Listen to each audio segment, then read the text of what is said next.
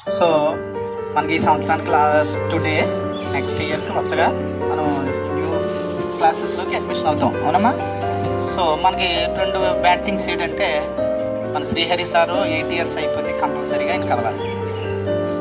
So ఎందుకంటే మంచి టీచర్ని మనం తప్పదు పరిస్థితిలో ఆయన్ని మనకి వెళ్ళడం ట్రాన్స్ఫర్లో వెళ్ళడం అనేది జరుగుతుంది. ఎందుకంటే ఆయన గురించి ఎందుకు చెప్పాలంటే ఎప్పుడు పిల్లల గురించే, ఇంటి దగ్గర ఉన్నా సరే స్కూల్లో ఉన్నా సరే ఎప్పుడైనా ఖాళీగా ఉన్నప్పుడు నాకు ఫోన్ చేసినా సార్ ఇలాగండి అలాగండి ఏదో ఒకటి ఇంకా పిల్లల కోసమే ఆలోచిస్తూ నిరంతరం మీ రామవరానికి ఒక ఆయన మంచి అభినవ సంబంధంతో చాలా బాగా వర్క్ చేశారు. మంచి గుడ్ టీచర్ని మనం అంటే మన స్కూల్ తరఫున లాస్ అవుతున్నాం, ఒక తప్పని పరిస్థితి ఇది. నెక్స్ట్ అలాగే మనకి ఇంగ్లీష్ సార్ ఎవరు మన చక్రవర్తి సార్, ఆయన కూడా మంచి సబ్జెక్ట్ తోటి మన 4th క్లాస్ ఈ 4th క్లాస్ వల్లనే ఆయనకి బాగా ఇష్టమైన వాళ్ళు 2 ఉన్నారు, ట్విన్స్. ఆయన గురించి ఎప్పుడైనా చెప్పానుకో మా వాళ్ళు ఏమన్నది సార్ వాళ్ళు రానివ్వండి స్కూల్కి, వాళ్ళే చదువుతారు, నీకు వాళ్ళే వస్తారు చదువుతారు, మీరు కంగారు పడకండి సార్ అని ఎప్పుడు కూడా మీకు 4th క్లాస్ని ఆయన ఎప్పుడు కూడా ఎంకరేజ్ చేశారు. సో ఆయన ఒక మనకి తప్పని పరిస్థితులు ఆయన కూడా వెళ్ళడం జరుగుతుంది. అలాగే మా స్టాఫ్లో కూడా మంచి 2 మిత్రుల్ని అంటే తప్పని పరిస్థితి వలన వెళ్ళిపోవడం అనేది జరుగుతుంది. అంటే ఎక్కడెక్కడి నుంచి వచ్చో వాళ్ళ గురించి చెప్పవలసిన ఇంకా తర్వాత మాట్లాడుకుందాం ఎప్పుడైనా అవకాశం వచ్చినప్పుడు. నేను ఎప్పుడు చెప్పేదే, కొత్తగా చెప్పేది ఏమీ లేదు. కథలోకి ఇప్పటికి స్కూల్లో ఉన్న చేంజెస్ మీరు చూశారు, నాతో పాటు మీరు కూడా చూశారు. ముఖ్యంగా 8th, 9th, 6th, 7th, 8th, 9th వాళ్ళు ఇంకా మిగతా వాళ్ళకి తెలియకపోవచ్చు, కానీ ఆ ముందుది ఎలా ఉంది ఇప్పుడు ఎలా ఉంది తేడా చూశారు మీరు. సో ఇప్పుడున్న టీచర్స్ని ఉపయోగించుకుని మీ భవిష్యత్తుకి మరింత బంగారుపాట్లు వేసుకోవాలని మనస్ఫూర్తిగా కోరుకుంటున్నాను. మీకు ఆల్రెడీ చెప్పేదే, చిన్నపిల్లలు కూడా చెప్పింది ఆల్రెడీ చెప్పారు సమ్మర్లో ఏమేం చేయాలనేది. దాని ప్రకారం కొంచెం హాలిడేస్లో ఈ చెరువులకి వాటికి కరెంటుకి బైక్కి వీటికి దూరంగా ఉండండి. తర్వాత ఏంటంటే ముఖ్యంగా ఇప్పుడే మా మాస్టర్ మేము మాట్లాడుకున్నాం, ఒక వీడియో ఒకటి వైరల్ అవుతుంది. ఒక టీచర్ అంటే కాలేజీలో లెక్చర్ ఫోన్కి ఎంత బానిస అయిపోయిందో అమ్మాయి ఫోన్లో ఆపుకున్నారని చెప్పించి కొడుతుంది. ఇది ఎందుకు వస్తుంది? మనం చదువు నేర్చుకుంటున్నాం, ఉద్యోగంతో పాటు నైతిక విలువలు నేర్చుకోవడానికి ఇలా ఉంటుంది. తల్లి తర్వాత గురువే దైవం. అలాంటి గురువు పట్ల గౌరవభావం ఏర్పరచుకోవడం నేర్చుకోండి. ఒక స్టూడెంట్ రోడ్డు వెంట నడిచి వెళ్ళిపోతుంటే ఆడు ఎన్ని డిగ్రీలు చదివాడు అనేది గుర్తింపు కాదు. అతను మాట్లాడే విధానం, అతను నడిచి వెళ్ళే విధానం, అతను మిగతా వాళ్ళు పట్టించే గౌరవభావమే ఆ విద్యార్థి తీసుకొస్తుంది. అంటే అదే నైతిక విద్య. నేను మెడలో ఎన్ని డిగ్రీలు ఉన్నా వేస్ట్, ఆ మార్క్ బ్యాలెన్స్ లేనట్టు అప్పుడు వెళ్తున్నాడు కూడా ఆయన అలా కనుక్కుని ఇలా కనుక్కుని వెళ్తాడు, అంటే చదువు ద్వారా ఇతరులు నేర్చుకున్నది ఏంటి?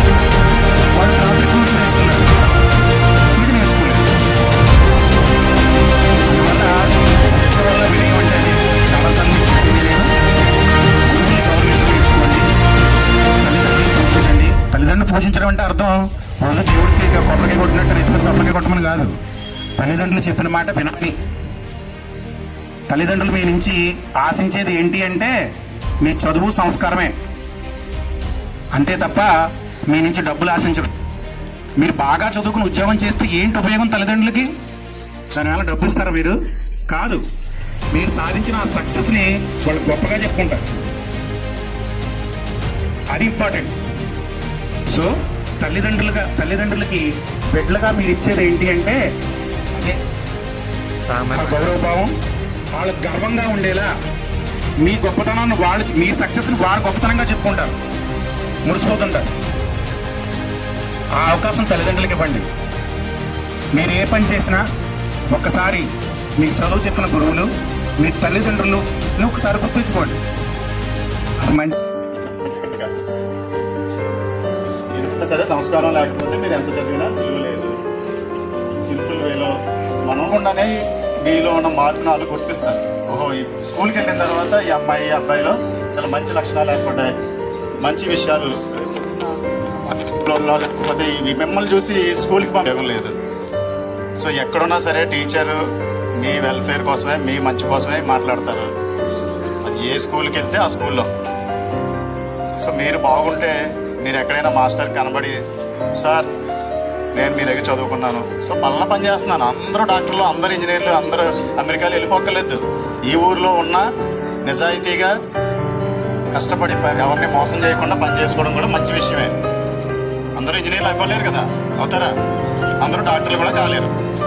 సో ఏ పని చేసినా మనం విలువలతోటి, వాల్యూస్ తోటి ఉంటే గౌరవం అనేది, ఆనందం ముఖ్యంగా. సో అది మీకు నేర్చుకోండి. సో మిగతా విషయాలు, చదువు అనేది ఆటోమేటిక్గా ఎవరున్నా లేకపోయినా, మీ సార్ చెప్పారు కదా, సమ్మర్లో తెలుగు, హిందీ, ఇంగ్లీష్ ఈ 3 లాంగ్వేజెస్ మీద మీకు గ్రిప్ ఉంటే కనుక ఖచ్చితంగా ఇక మ్యాథ్స్లో ఇచ్చినా, సోషల్లో ఇచ్చినా, ఏమి ఇచ్చినా దాన్ని క్వశ్చన్ అర్థం చేసుకోవడం వస్తే మీరు సగం ఆన్సర్ మీ మైండ్లో ఉంటుంది, కానీ దాన్ని ప్రజెంట్ చేయలేరు.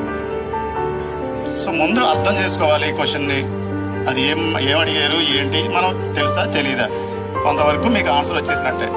చాలామంది దాన్ని అర్థం చేసుకోకుండా కంగారు పడిపోయి పక్క వాళ్ళ వంక చూడాల్సిన పని లేదు. ఈ నెల రోజుల్లో రోజుకి ఒక హాఫ్ అన్ అవర్, గంట 3 సబ్జెక్టులకి కూడా కేటాయించుకుని టేబుల్స్ చదవడం, పెద్ద పిల్లలు మాకు వచ్చేసి అనుకోకుండా ప్రతి ఒక్కరికి మైండ్లో దాని నుంచి నేర్చుకోవచ్చు. ఓకేనా? ఆ పని చేయండి.